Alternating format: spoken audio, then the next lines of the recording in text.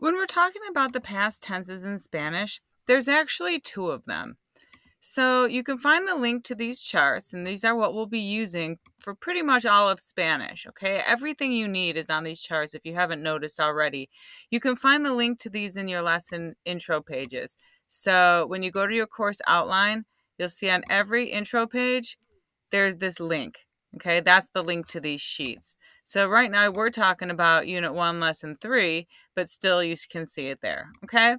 But I'm just going to explain to you, and hopefully this will help you, what the preterite tense is and when we use these verbs. So in order to go to the notes, you can either click here on the Notes tab, and if you notice when you open these sheets, there's all these tabs at the bottom. These are all the different units. So if you're on Unit 1, you just go to the Unit 1 tab, and here's Unit 1, Lesson 3, and over to the right you can see all the forms of these verbs are on the past tense form right here. So there they all are. But they're all down here. See, these are the ones that are actually in your lesson. These are alphabetical. Yeah, and but otherwise you can just get them in the lesson notes in the actual lesson. So they start out the lesson and they tell you what your key words are. Okay, so we're going to be focusing on these verbs. Oír, which means to hear. Creer, which means to believe or to think sometimes. Leer, which means to read. Destruir, which means to destroy. Okay, and we're going to talk about how to put these in the past tense. But first we need to go over these notes because you need to know which past tense they're talking about. So these are the two past tenses. And again, you saw all I did was I just clicked on the notes that are right inside these tabs under each lesson that you're talking about. Okay, so using the past tenses. So there's two of them. Preterite, which is the one we'll be using today. And then there's one that's called imperfect. And the imperfect comes up later on, okay? The preterite tense is the one that is when you are talking about actions that are completed. So for example, if I say, I went to Spain last year, I just told you last year that action was completed. But if I say, like, I used to go to Spain, well, there's no real beginning or end point for that. So we're going to use the preterite when we know an exact beginning and end point. We know that this action is completed. This isn't something that could possibly be continuing. Okay, so these are the ones. So like if I heard somebody talking, right? And so speaking of the verbs that have to do with this particular lesson, if we say, I heard you, right? That's completed, right? You can say, I used to hear voices in my head or something like that, or I used to hear birds singing in the trees. That would be the other one. That would be the other past tense, the imperfect, because there's no beginning or end point. But the preterite, if I say I heard you or I heard what you said yesterday, now we're talking about something that's concrete, specific, done, right? I hope that you can see the difference between where it's just this vague used to be kind of thing, and then the preterite tense, what we're talking about now, which is completed actions. So last year I danced. Last night you did your homework. I walked in the park. See, this indicates that it's completed. If we were using the imperfect tense, this sentence would change to say, I used to walk in the park. Because now we don't know. You used to, do you still?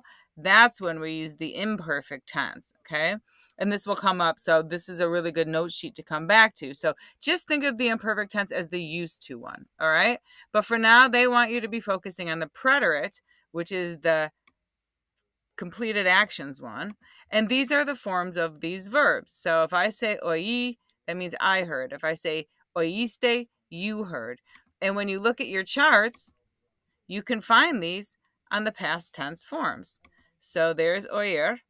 And the way that I know that this is yo, I heard, is because it's in column C. Everything in column C is in the yo form. Everything in column D is the tu form. Okay, so these are all you informal. These are all he, she, and you formal. Okay, and again, there's another link to these notes right here. The same notes we're looking at are right here. You'll see lots of links for the same things in different places just because I don't want anyone to miss them, but they're all the same notes.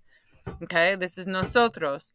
Now, at any point, if you forget the subject pronouns, they're on these, like every single page. Oops, not on that one because I haven't gotten there yet. They're on the verb chart page. They're right here. AR, ER, and IR. I think I'll put them on the other ones, though. So by the time you see this, they'll probably be on every single chart. They'll be on every single one of these. Hopefully you know the subject pronouns by now, though. So ellos, they, ustedes, you all. So if I wanted to say, you all heard, did you all hear me? I would say, me oyeron. Did you all hear me? Me oyeron. Did you hear me?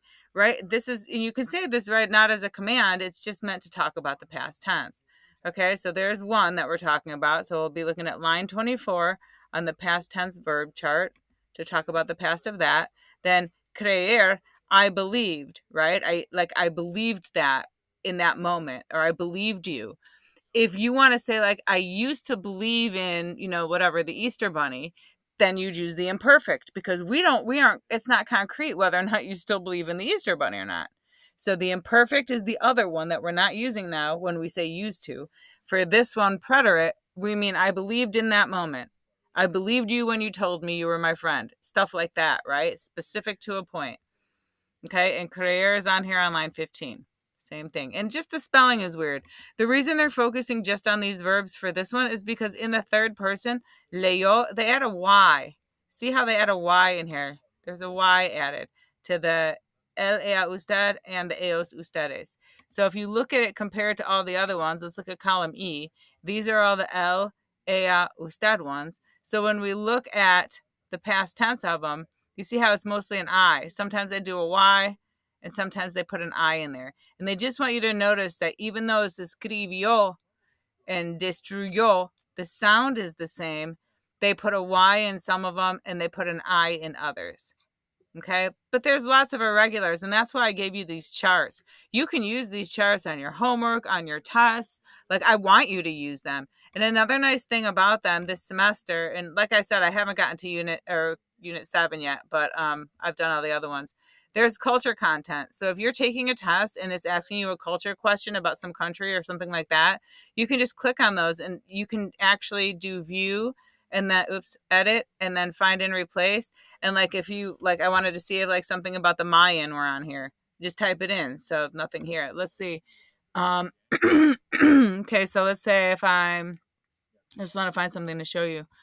Okay, so I want to look up cyclone. Like they're asking me a question about cyclones. I type in cyclone. See, it's already taken me there. And so then it'll take you right to the spot, and you can go right to find the answer, exactly what you're looking for. So that's another really good thing. What else? So yeah, there's the subject pronouns there. Okay, so I do have them on most of the units. I just haven't gotten them on all of them yet. All right, so if that doesn't help you, I am thrilled to help you with all of this. If you want to get feedback from this, again, they're just talking about, they're just talking about everything I just said to you about the past tense, and when this one is used, and it's for concrete things. And then this is all about culture. I just want to get to the quick check or to the quiz, and that way we can take a look together, and then you can get the help, the help you need. Oh my gosh, I need some water.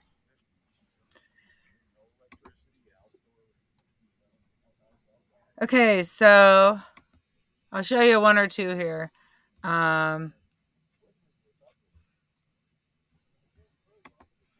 And then you'll have to be at the rest on your own. Oh, good. It doesn't show the answers. Okay, cool. So which of the following countries borders Uruguay? You'll look at the culture content for that. That's culture content again. Just read that culture content. Copy and paste this stuff into that find and replace thing, and then they'll take you right to it. This is on your vocab, so just go to that tab that says Unit 1 Vocab, and you'll find that vocabulary there. That's culture content. Which of the following options includes 2 natural disasters? So again, you'll find that on the vocabulary. And here you go. So he read. So you find layer. Which one of these is in the column that says el, ella, usted? That will take you right to the one that's spelled correctly and in the right form. So you're going to be looking right here. We want to know the el, ella, usted form. So we're going to go to the past tense verbs. I'm going to find layer, which is on line 22, and I need to find which one of these is in the el, ella, usted column. How would I say? He read. Here it is. El leyó. So that's going to be your answer to that. So, all right, this has been a really long screencastify, but I really wanted to give you all the help I could. If that wasn't enough to help you out, please let me know, and we can definitely meet after 4:30 if that's what you need, for sure. Hope you're having a great, oh my gosh, a great day. I'm going to go get some water now.